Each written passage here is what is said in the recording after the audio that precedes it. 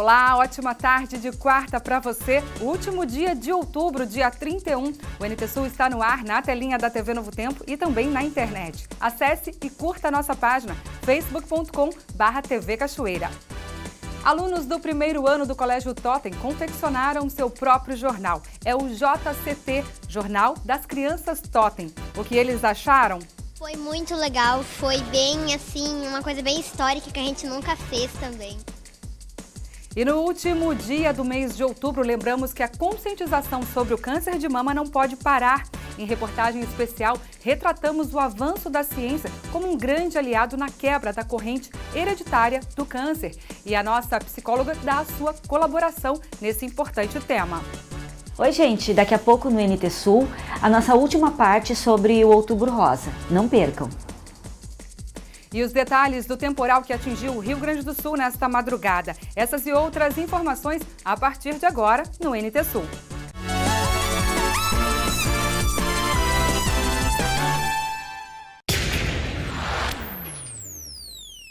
Servidores de Cachoeira do Sul recebem nesta quarta-feira. A secretária municipal da Fazenda, Viviane Dias, confirmou o pagamento do mês de outubro.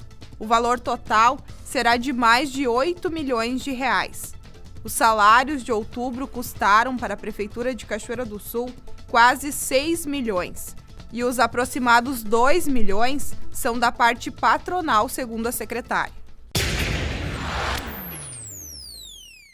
Desde ontem à noite, ventos de até 150 km por hora e um aguaceiro caiu em grande parte do Rio Grande do Sul. Na manhã de hoje, mais de 190 mil casas amanheceram sem energia. São 100 mil clientes sem luz na área da RGE e outros 90 mil na região de concessão da RGE Sul. As companhias estão mobilizadas para resolver o problema, mas não há previsão de volta à normalidade.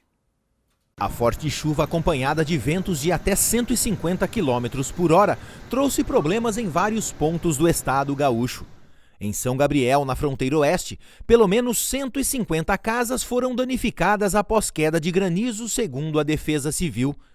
A chuva que caiu na cidade durou apenas 30 minutos, mas foi o suficiente para destelhar mais de 150 casas.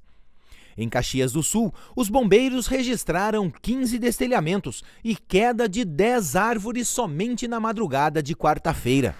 Em São Marcos, houve queda de granizo pouco antes da meia-noite. De acordo com informações do Corpo de Bombeiros da cidade, foram pelo menos 15 atendimentos de destelhamentos. Em Bento Gonçalves, houve registro de destelhamentos em função do vento. O temporal atingiu o município pouco depois da meia-noite. Os bombeiros tiveram que remover árvores que caíram na BR-470. Os vales do Taquari e do Rio Pardo estão entre os mais atingidos. As companhias de energia estão totalmente mobilizadas para resolver os problemas, mas não há horário previsto para a normalização. O temporal causou estragos, como destelhamentos, interrupções no trânsito e queda de árvore em cidades do Vale do Taquari e da fronteira oeste. Em Veracruz, uma das principais saídas da cidade para a RS 287 ficou bloqueada por árvores que caíram com o vento. Além da queda de árvores e postes, destelhamentos provocados pelo vento e granizo foram registrados na cidade. Árvores tombadas também estão sendo removidas na ERS 409, que liga o município a Santa Cruz do Sul. O hospital de Veracruz também teve problemas. As calhas do prédio não conseguiram escoar o grande volume de água das chuvas, acabando por alagar parte do hospital. Os pacientes tiveram de ser transferidos para Santa Cruz do Sul. O plantão do hospital de Veracruz segue fechado para atendimentos. A cidade de Santa Cruz do Sul também foi castigada pelas chuvas e pelos fortes ventos. Acompanhada de granizo, a chuva destelhou ao menos 23 casas na cidade. Quedas de postes e árvores também foram registradas. E a previsão é de mais chuva para esta quarta-feira. Veja como fica o tempo em Cachoeira do Sul e em todo o estado gaúcho.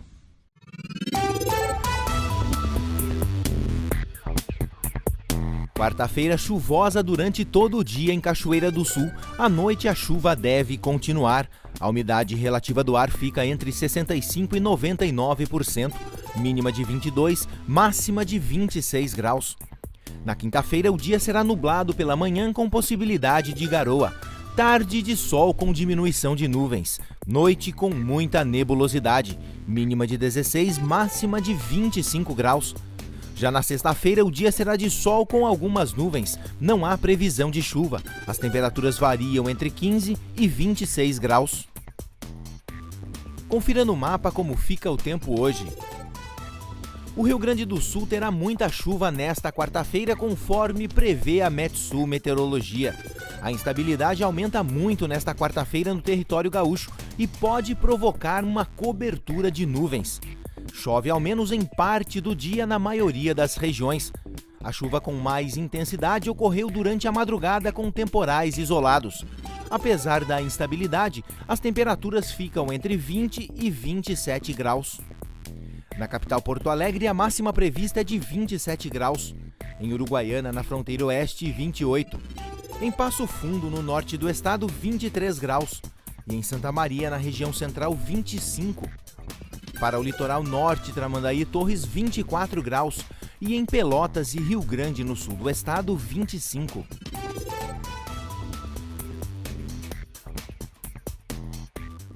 A seguir, educação em pauta aqui. A música como uma das mais efetivas e lúdicas formas de estimular o aprendizado. E você vai conhecer o JCT, o Jornal das Crianças Topem, uma outra divertida forma de aprender. Foi muito legal, foi bem assim, uma coisa bem histórica que a gente nunca fez também. Acaba o mês de outubro, mas a conscientização sobre o câncer de mama não pode acabar. Retratamos o avanço da ciência como um grande aliado na quebra da corrente hereditária do câncer. E a nossa psicóloga dá a sua contribuição neste tema. Oi, gente! Daqui a pouco no NT Sul, a nossa última parte sobre o Outubro Rosa. Não percam!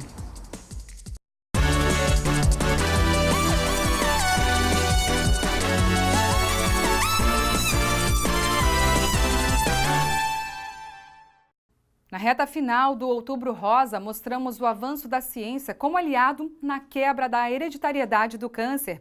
Laboratórios especializados avaliam os percentuais genéticos das mutações tumorais, mas o acesso a este tipo de mapeamento é bem restrito. No Sistema Único de Saúde já é possível realizar a mastectomia profilática, que é a retirada preventiva da mama. Mas essa cirurgia só pode ser realizada mediante a comprovação de um laudo genético. Esses exames podem custar entre 3 a 5 mil reais e não são concedidos de forma gratuita.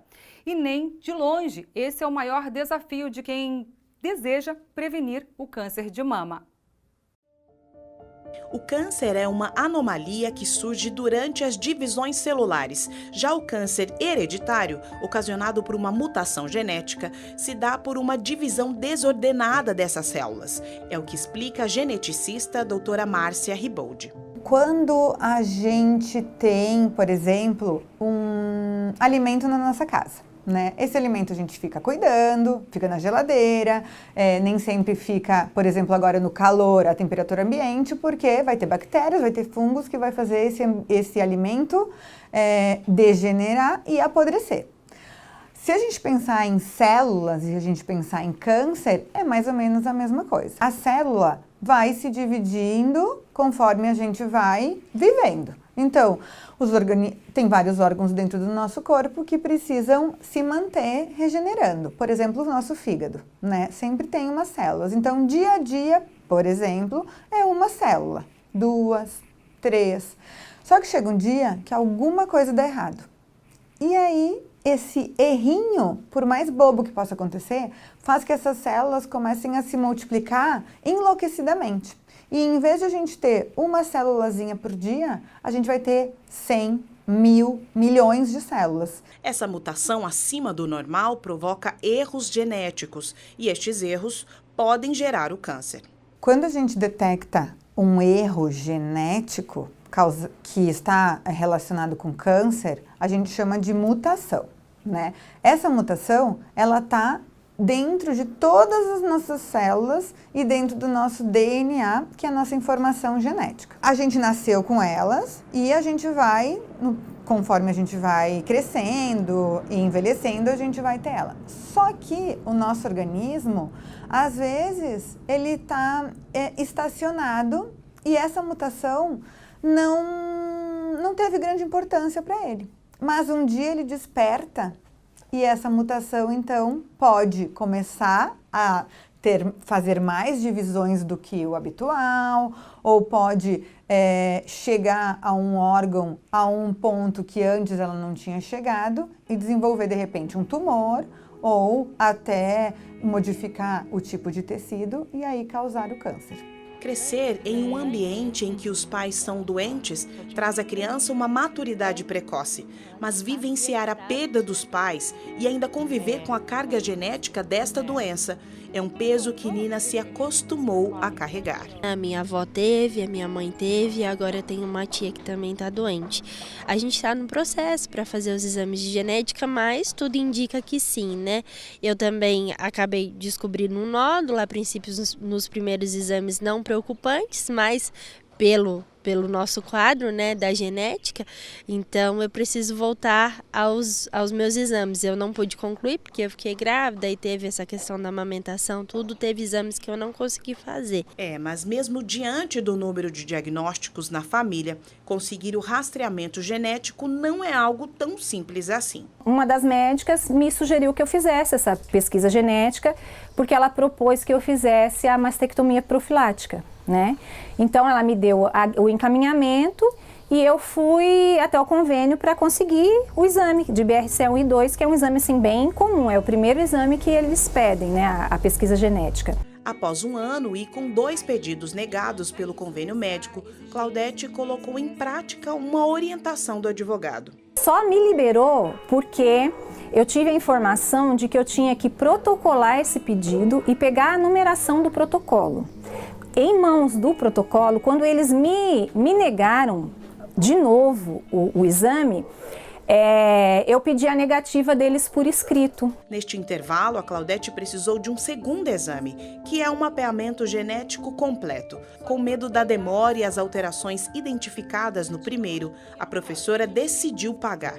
Os valores desse tipo de exame podem variar entre R$2 a R$5.000. No SUS, ainda não está bem claro essa questão dos testes genéticos, né? Tem discussões, muitas discussões relacionadas a isso, entre o SUS pagar ou não esses exames. Pelo que eu sei, a grande maioria é que ele não paga esse teste, mesmo tendo histórico familiar ou não. Mas o que o SUS faz hoje é realizar a cirurgia de retirada, né, dos seios ou até dos ovários, então a mastectomia, sim, sem custo, mas diante de um exame genético comprovando que tem a mutação. Então, acaba ficando meio que uma situação complicada, porque se eu recorrer ao SUS para ele me ajudar a descobrir, enfim, se eu tenho câncer, descobrir se a minha família tem a mutação e tudo isso, ele não faz a primeira parte que eu preciso, que é saber a minha mutação, se eu tenho ou não a mutação. Os exames genéticos não são os únicos desafios de quem luta contra o tempo e contra o câncer. A coordenadora desta ONG explica alguns desses outros desafios. A falta de acesso é um outro fator muito impactante que leva à detecção tardia do câncer de mama. Então, ela não tem onde fazer o exame, ela demora muito tempo para conseguir marcar o exame, ou quando ela chega lá, o equipamento público quebrou, aquilo tem que ser reagendado, ela tem dificuldade, às vezes ela não tem dinheiro para pagar uma passagem de ônibus para ir até o serviço, não tem quem fique com os filhos, não pode deixar o trabalho, então são vários fatores que levam essa mulher a não detectar o câncer precocemente. Enquanto que no sistema público as práticas básicas são de difícil acesso, a ciência avança a passos largos. Atualmente já é possível identificar os genes em mutação para quebrar esta sequência hereditária, antes mesmo da concepção do feto.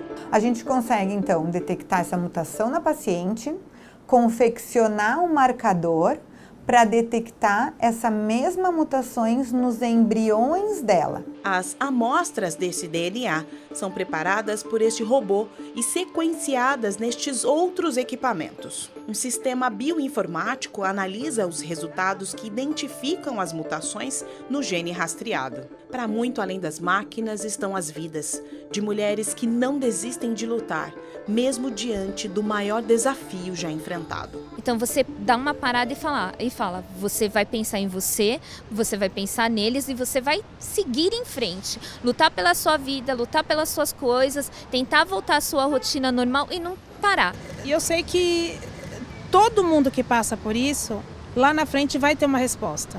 A gente aprende na dor, né? Nós, pacientes oncológicas, né, que tivemos o câncer, a gente aprende com a dor.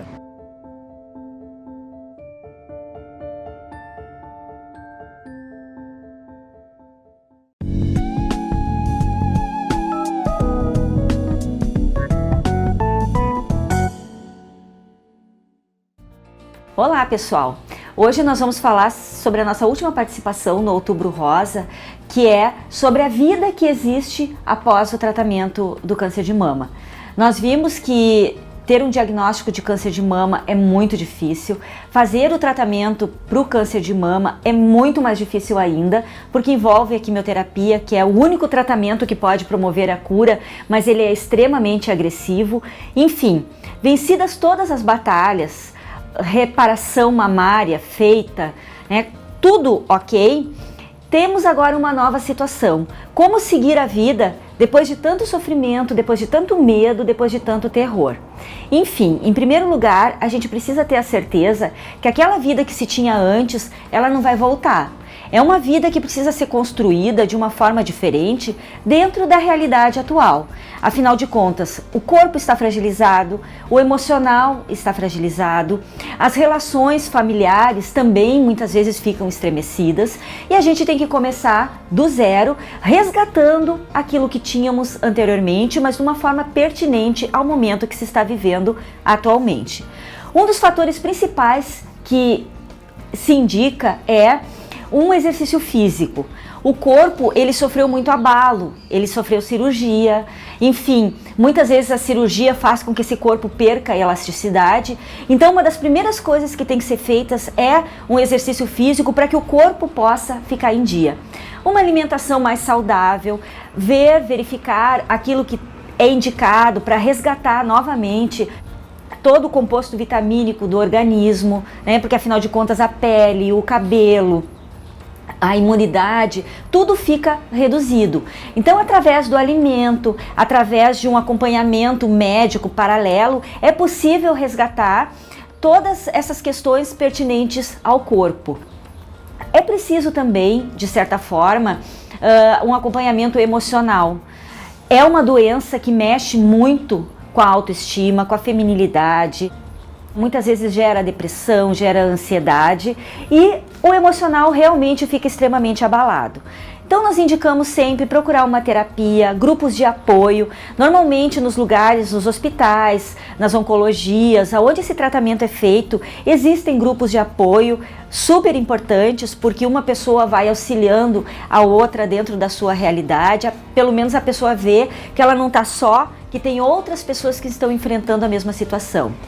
Procurar fonte de apoio junto aos familiares, organizar e resgatar essa família novamente. Às vezes, dentro de um tratamento de câncer, a família fica deixada de lado porque o foco realmente é o tratamento. Então, quando o período crítico passa, é preciso olhar para os lados e buscar para si essa família, ter um novo entendimento enquanto família, resgatar os amigos. A gente sabe que quando temos algum problema, muitas vezes gostamos mais de ficarmos isolados do que estar na companhia de pessoas. Então agora é o caminho inverso, é um caminho de vida, é poder buscar tudo aquilo que foi deixado de lado para poder então ter um recomeço. Isso são coisas fundamentais, porque é possível que se resgate a autoestima, é possível que se saia, que se fique feliz novamente. O processo de cura, porque quando a gente vence um câncer de mama, nós não estamos literalmente curados. Precisamos ainda de um tempo no mínimo 5 anos de acompanhamento para ver se não houve uma metástase, se não houve um retorno. Mas mesmo nesse período, quanto mais saudável emocionalmente nós estivermos, melhor vai ser a nossa volta por cima, em cima de toda essa doença que se instalou. E um fator principal de primeira ordem é, se a pessoa antes trabalhava, que ela possa voltar e fazer o seu trabalho novamente, fazer aquilo que ela gostava de fazer. Isso é vida, isso é recomeço. Muitas vezes é preciso que se saia do trabalho, que se tire uma licença saúde para poder enfrentar todo esse tratamento, mas quando estiver ok, é preciso que se volte, porque isso faz parte do recomeço. É nós estarmos confortáveis com a nossa vida atual, baseada naquela vida anterior que nós tínhamos. Como eu disse, não vai ser a mesma coisa, o cabelo não vai ser o mesmo, a pele não vai ser a mesma, o corpo não é o mesmo, o viço não é o mesmo, mas tudo pode ser melhorado gradativamente, através de exercício, através de uma boa alimentação, através de todo aquele contato com família, com amigos, principalmente também através do trabalho. Resgatar todas as coisas que eram feitas antes, mas dentro desse momento mais devagar que está sendo construído atualmente. Então, pessoal, Outubro Rosa é para ser pensado, é para ser analisado, é para ser vivenciado o mês inteiro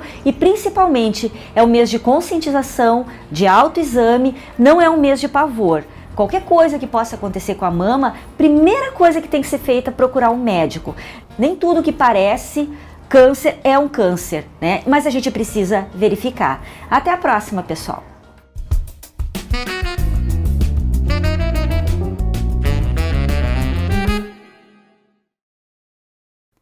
Criar um jornal demanda tempo, conhecimento e muito trabalho. Quem trabalha nesse meio sabe muito bem disso.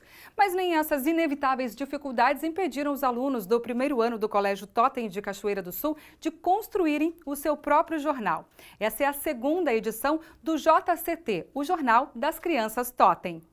Infelizmente, não é nova a notícia que a leitura no Brasil tem um índice baixo. Principalmente se levarmos em consideração o jornal impresso, que vê decair o número de assinantes ano a ano. Se para os adultos esse é um problema recorrente, imagina para os pequenos. Não é muito comum criança gostar de jornal, a menos que o conteúdo seja feito especialmente para elas. Pensando em explorar a criatividade, trabalhar a escrita e a leitura, 2 turmas do primeiro ano do Colégio Totem de Cachoeira do Sul inverteram os papéis. Eles criaram seu próprio jornal, é o JCT, Jornal das Crianças Totem. Esse projeto, ele começou a partir de um conteúdo de sala de aula, né? A gente trabalhando os meios de comunicação, foram trabalhados diferentes meios, os diferentes portadores textuais, os diferentes gêneros, e aí nós chegamos no jornal. E ao trabalhar um jornal, a gente visitou o jornal da nossa cidade, viu como é que esse jornal é estruturado, viu todas as partes que compõem o jornal e juntos a gente analisou cada gênero textual presente no jornal e com as crianças, através das vivências deles, a gente foi produzindo o nosso jornal dentro da escola. Esse jornal, o tema, a matéria, pano de fundo do jornal, foram 2 projetos de pesquisa que as crianças desenvolveram. Então, uma turma resolveu estudar sobre porquinhos e a escolha do assunto foi livre. Tudo partiu de um passeio curioso. Eles tiveram liberdade total de escolher o assunto. E a outra turma resolveu estudar sobre cachorrinhos. Então, diversas atividades práticas foram realizadas com as turmas e essas atividades práticas viraram matéria. Então, todas as notícias que estão aqui são de acontecimentos que eles vivenciaram para construir os seus conhecimentos. 2 meses foi o tempo necessário em que essas crianças levaram para construir um jornal completo. Histórias, atividades e até classificados. Dentro de sala de aula, eles desenvolveram todas as partes para chegarem até essa edição que está sendo distribuída agora, inclusive buscando patrocinadores para custear a impressão desse jornal. E a gente saiu à rua para acompanhá-los e ver a reação das pessoas ao receberem o jornal e saberem que crianças de 7 anos que fizeram tudo isso. Eles estavam ansiosos para entregarem a edição e logo foram às ruas para concluírem o trabalho e finalmente mostrar às pessoas o que tinham feito.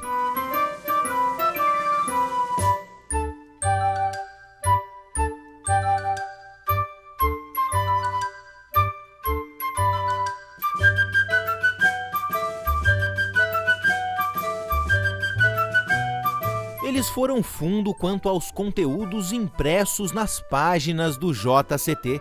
A segunda edição do jornal tem editorial, entrevistas, matérias sobre os passeios que as turmas fizeram, reportagens sobre os animais escolhidos para serem noticiados e até sessão de classificados.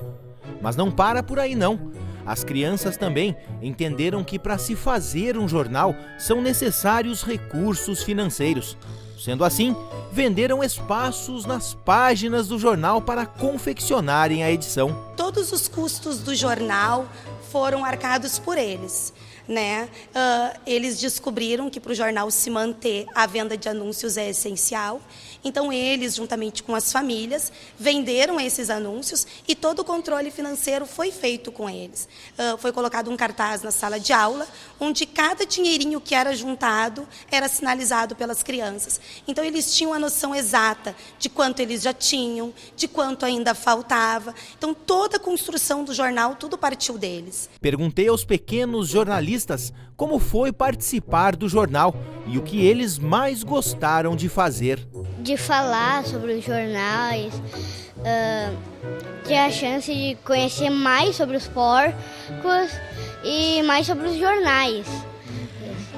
Eu não imaginei que isso ia acontecer, então eu fiquei feliz quando eu soube que ia aparecer na TV. A gente pegou um brinquedo que a gente não brincava mais, aí a gente queria trocar. Aí a gente não trocou ainda, só que a gente vai trocar. Os alunos que em 2018 estão no segundo ano fizeram ano passado a primeira edição do JCT. Neste ano os papéis foram trocados. Eles receberam de presente a nova edição e contaram como foi a surpresa e o que acharam do jornal dos colegas. Eu achei bem legal, bem criativo e bem alegre, bem legal, muito legal. Eu achei muito legal e bonito. Você também fez o ano passado, né? Sim. Como é que foi? Foi bem legal fazer junto com eles e eu achei muito interessante as ideias deles. Em tempos de interatividade via telefone, celular e internet, fazer com que as crianças se interessem pela leitura de jornais não é tarefa das mais fáceis, mas certamente é fundamental para formar leitores habituais e cidadãos bem informados. Para uma criança tomar gosto pelos periódicos, o primeiro passo é acabar com a ideia de que jornal é coisa de gente grande.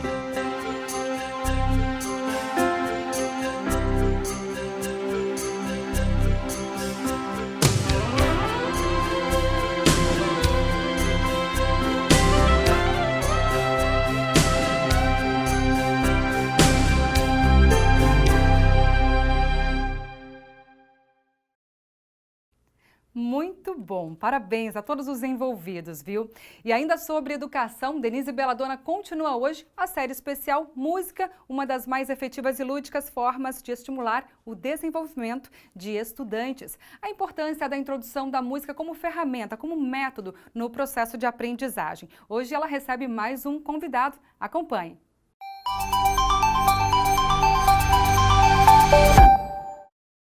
Boa tarde. Eu tenho falado aqui em alguns programas sobre o desenvolvimento cerebral através da musicalização. A música como abrindo portas do cérebro para as aprendizagens. Eu já falei com o professor Ricardo Oliveira com relação às crianças, até os bebês e a estimulação através da música. Já conversei com a educadora musical Helenita Bernal, que também ataca várias situações com relação à música, já trabalhamos com os especiais. Então vocês já se deleitaram, já perceberam que a música, ela pode ser um instrumento para ser usado na aprendizagem. E hoje está aqui comigo o professor de música também, professor Ezequiel da Rosa. Boa tarde, professor. Boa tarde, uma alegria estar aqui. O professor Ezequiel trabalha na rede pública, correto? Exatamente. Municipal e estadual. Municipal e estadual. Na municipal eu atuo no projeto Musicalização no Campo, que é um projeto que é coordenado pela dona Jussara Gnatti e funciona pelo Núcleo de Cultura, né? Então a gente vai, eu e mais um colega, o professor Felipe Lindemeyer, a gente vai nas escolas do campo e atende com aulas de instrumento musical, flauta doce e violão, e canto coral também. E na rede estadual eu atuo no Instituto de Educação João Neves da Fontoura. Ali a gente tem um trabalho de sala de aula, com aula de música na disciplina de artes, mas também atuo com a orquestra estudantil e também com oficinas de instrumento musical, flauta, violão, violino e canto coral. Então, tu estás atuando direto com os alunos mesmo? O tempo todo. Qual é a idade dos alunos que tu atendes, Ezequiel? Alunos de Fundamental 2 e médio. Ok. No município, só para recapitular, você vai nas escolas. Isso. Então, de uma semana o período? Sim, a gente atende, é uma aula semanal de instrumento. Ok. E aí a escola recebe a visita de vocês, então, semanalmente lá, trabalhando com estes alunos. Então é um trabalho contínuo, não é um trabalho que se realiza e acaba. Ele é continuado. Exatamente, porque ele tem alguns objetivos a longo prazo, né? O desenvolvimento do instrumento musical ele não ocorre do dia para a noite, requer bastante dedicação do aluno, né? E investimentos também das escolas, né? E estrutura também. Então, o projeto Musicalização no Campo, ele começou através de uma ação chamada Violão Itinerante, que aconteceu ano passado. Que eu e mais o meu colega, o professor Felipe, nós somos em cada uma das escolas e a gente deu uma aula de musicalização para os alunos e apresentamos o violão. Então, ali os alunos tiveram o primeiro contato, uma primeira aula de violão, né? Falamos sobre o instrumento, sobre um pouco de história da música, sobre a importância da música. E assim também a gente foi conhecendo a estrutura, né? Os locais onde o projeto poderia acontecer futuramente. E o que está acontecendo agora? Eu sempre conto o caso da escola Francisco Machado, que funciona lá no Barro Vermelho, que quando a gente foi fazer a visita, eles nunca tinham tido uma aula de música na escola, assim, uma oficina, né? Então a gente fez toda aquela visita.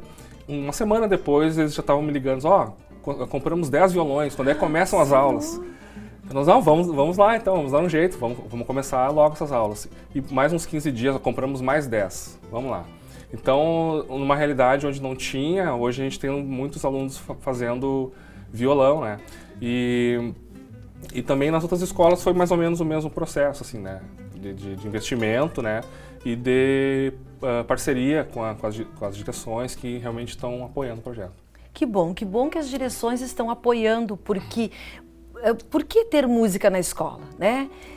Tu podes relacionar, por exemplo, a música ao prazer de estar frequentando a escola? Sim, porque é um momento que o aluno se sente muito bem, ele está participando do projeto, está vencendo obstáculos, ele vai percebendo assim que numa semana ele não consegue tocar aquele instrumento, passou uma semana que está treinando, se dedicando, ele já avançou, ele vai vendo, como as aulas são coletivas, ele também vai aprendendo com o desenvolvimento do colega que está junto. Então tem esse aspecto social, né, e emocional, né, que vai se criando nesses grupos, né. E um também vai incentivando o outro, né? E isso faz com que o aluno queira estar na escola, né. Justamente. E aí também dá aquela coisa da disponibilidade de aprendizagem. Na tua fala, tu várias vezes falou a palavra aprendendo. Então, quer dizer, se ele aprende um instrumento, já nas regiões cerebrais, ele já começa a abrir também disponibilidade para outras aprendizagens. Exatamente. Eu estava vendo a entrevista da Elenita, que ela fez agora, acho que são esses dias, né?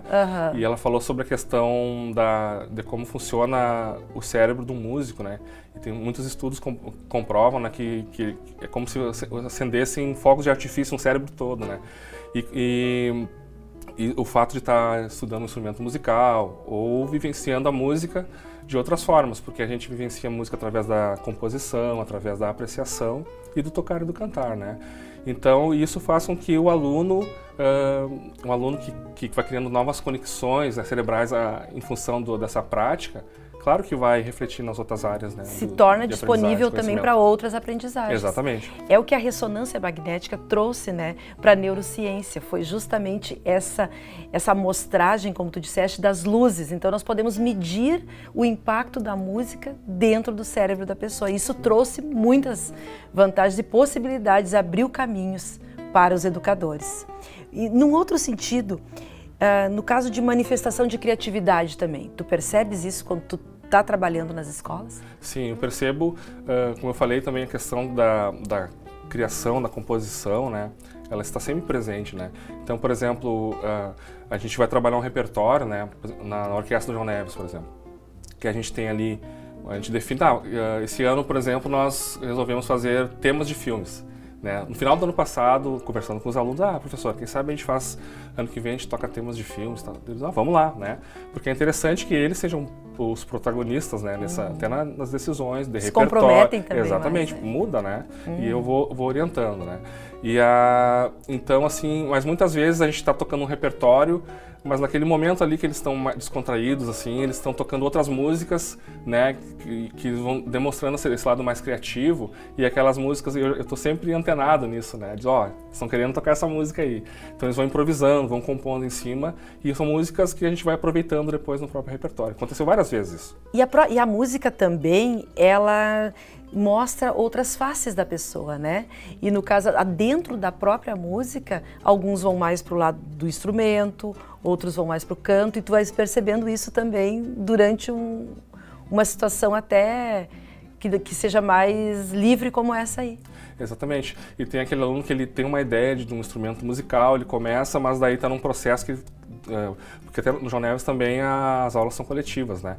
Então ele vai vendo ali, mas esse outro instrumento, professor, eu poderia experimentar? Vamos lá. Quando vê, está tocando um outro instrumento também. Ou está cantando, um aluno que de repente pensou que não queria cantar. Essa semana a gente estava conversando, né? Que a gente fez semana passada uma apresentação musical em homenagem ao Dia do Professor. E daí foi a estreia do nosso coro juvenil, né, da escola. Então muitos ali nunca tinham cantado, e daí eles estão apaixonados agora pelo canto em função de estar tendo a oportunidade de se expressar através da música, através do canto. Além de ser uma atividade saudável, né? Exatamente. E um valor também que se agrega à pessoa, né? A gente percebe assim que tem muitos alunos dou aula há muito tempo, né? Então já passei por vários contextos, assim, então desde a aula particular, né, individual, sala de aula, né, mais tradicional, assim, e também essa coisa do ensino coletivo. Mas eu percebo que aquele aluno que toma a música assim como algo que agrega valor, ele vai carregar para a vida inteira. Então hoje eu tenho alunos assim que são médicos, que são advogados, que são engenheiros e ainda tocam, me enxergam, professor, quando é que vamos tocar e tal. E a gente troca ideias sobre música, e tenho alunos também que participaram dos projetos e estão já fazendo faculdade de música, inclusive. Então ela é uma possibilidade, inclusive, futura, né? Exatamente. Para que a pessoa que às vezes nem pensava numa profissão ou numa atividade assim, se descobre ali. Se descobre. Isso acontece porque a escola oportuniza, senão ficaria mais difícil, né? Sim. Tu me falaste numa conversa que nós tivemos antes da entrevista com relação ao projeto com a Universidade Federal de Santa Maria. Funciona da seguinte maneira. O projeto Musicalização no Campo, ele está dentro de um programa que é da Prefeitura Municipal, que é o programa Orquestra Escola. Tá? Então, dentro desse programa, ele tem duas ramificações. Uma é a Musicalização no Campo, que eu faço parte, junto com o professor Felipe Lindemeyer, que a gente atua nas escolas do campo. E começou agora, acho que mais ou menos 1 mês, 2 meses, as aulas nas escolas municipais daqui da sede, da cidade. Com professores da Universidade Federal, do curso de música da Universidade Federal de Santa Maria. Tá? Quem coordena essa parte é o professor Gilber Alonso, né, que talvez vocês possam em outro momento Isso, interessante. Interessante. E eles estão vindo, então, vêm os professores, né, que também são alunos do curso de música, vêm e dão as aulas de instrumento de orquestra, né, nas escolas do município, semanalmente. é uma troca de peso, vamos dizer assim, né? Ora, é uma troca, nós estamos sendo, assim, influenciados por pessoas que têm conhecimento de música, né? E isso é uma coisa que pode crescer muito. Exatamente. E é interessante que nós sejamos abertos, educadores, que a gente abra a cabeça para as possibilidades da aprendizagem. Então a gente percebe que essas parcerias sempre crescem, né? Onde tem 2 ideias ou 3 diferentes, mesmo que seja no mesmo intuito, no caso a música, sempre há um crescimento. E no país inteiro a gente percebe onde tem projetos assim que dão valor realmente ao ensino de música, as realidades se transformam, né? Sim. Então a gente tem vários casos que a gente pode citar, mas vou pegar um como exemplo, que é o projeto da Orquestra Vila Lobos, lá em Porto Alegre, acontece na Lomba do Pinheiro, que já é um projeto que tem 20 anos e foi um modelo para o projeto das orquestras estudantis do governo estadual, o governo passado, que investiu nessa questão dos instrumentos, mandando 70 instrumentos para 51 escolas para desenvolver orquestras estudantis. Então, assim, um projeto que há mais de 20 anos, né, que começou com um grupo de flauta, com uma professora, um grupo de flauta, hoje é uma orquestra que viaja para outros países, tem DVDs gravados, tem alunos que saem dali já estão indo para a Europa estudar instrumento e modificou completamente a realidade lá da Vila Mapa, né? E tem professores que tocam na OSP, que também são professores lá no projeto. Então a gente percebe que realmente funciona quando tem um investimento bem... um investimento correto ali, com as pessoas certas ali, né? E eu agregaria ainda a esse investimento também a vontade, né? Exatamente. A vontade tanto do profissional como da pessoa, do aluno, de querer também se engajar, né, num projeto assim. Sim, se os seus alunos não querem, a gente não consegue, né? Isso aí com tudo acontece conosco, né? A disposição de experimentarmos coisas saudáveis, porque a música é algo saudável, bonito, desenvolve o belo, desenvolve a criatividade e te eleva, né? Então isso é uma coisa boa que dá para experimentar, dá para arriscar, né? Sim, e o papel do professor também está em fazer com que o aluno, né, desenvolva esse interesse, né? Sim. Então a gente procurar ter... incentivadores, exatamente, né? ter formas de trabalhar, né? Tentar entender por onde é que ele está olhando em relação à aprendizagem da música, o que ele pretende. E mostrar que é importante aquilo que ele está fazendo, né? Que tem importância, e não só, Ezequiel, eu diria não só os professores de música, mas eu acredito que todas as áreas do conhecimento se favorecem com esse envolvimento do aluno com a música na escola. Sim, porque ele vira um outro aluno, na realidade, né? Isso. Porque a visão de mundo dele muda, né? É um óculos, eu costumo dizer isso, é um óculos que se coloca a partir dessa aprendizagem, né? Você vê as coisas de outra forma. Então, Ezequiel, vamos aproveitar, eu vou pedir para tu dar um recadinho. Hoje não vai ser para o professor, mas para as escolas em si, que invistam na música. Então, assim, eu gostaria de pedir para as escolas que estão tendo os projetos aí de educação musical que realmente abracem, né? Porque vale muito a pena, tá?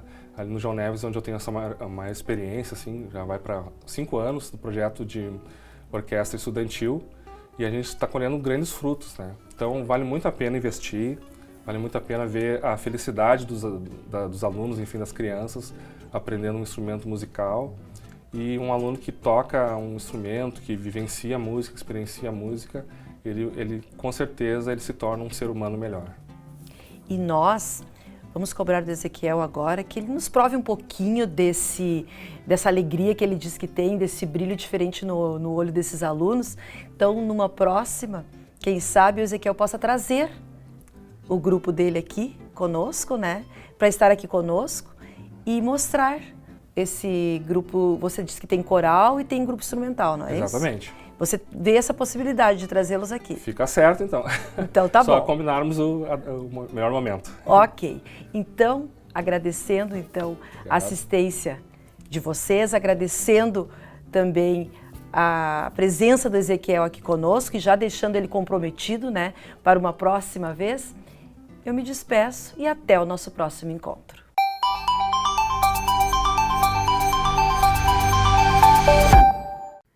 O jovem que foi dispensado do serviço militar e que solicitou o certificado de dispensa de incorporação deve comparecer à Junta de Serviço Militar. O documento é definitivo e o único comprovante que o cidadão se alistou em alguma força armada. Neste ano, o alistamento militar obrigatório pode ser feito pela internet e também foi por ela que os jovens nascidos em 2000 e classes anteriores receberam o resultado da seleção. Só que nada disso dispensa os jovens de buscarem o certificado de dispensa de incorporação. Isso deve ser feito na Junta de Serviço Militar. Em Cachoeira do Sul, o prédio fica na Rua Moron, número 1352. Então, a gente está pedindo que o jovem que requereu o seu documento, o CDI, tanto primeira via como segunda via, que eles venham retirá-los. Porque pode passar o tempo e a gente tem que devolver, não tem mais validade, né? E o jovem, aquele que não está morando mais em Cachoeira, ele pode pedir para um familiar deles vir aqui na junta para receber o documento dele. A caixa lotada é da segunda via de certificados. Ao todo, cerca de 700 jovens se alistaram em Cachoeira do Sul este ano. A dona Íria diz que a metade deles irá incorporar. A partir de 10 de dezembro, eles serão designados para o 3º Batalhão de Engenharia de Combate ou para o 13º Grupo de Artilharia de Campanha. O serviço militar é obrigatório, então quando ele se aposentar, aquele tempo que ele ficou no quartel, ele vai averbar na aposentadoria dele. Isso é muito importante. A Junta de Cachoeira do Sul fica aberta das 8 da manhã ao meio-dia e da 1h30 da tarde até as 5 horas. O telefone para o contato é o código de área 51 3724 6101. 3724 6101. O NT Sul desta quarta termina agora. Obrigada pela sua companhia, pelas mensagens no Face e também no nosso WhatsApp. Curta a nossa página facebook.com/TV Cachoeira. Uma ótima tarde para você. Até amanhã.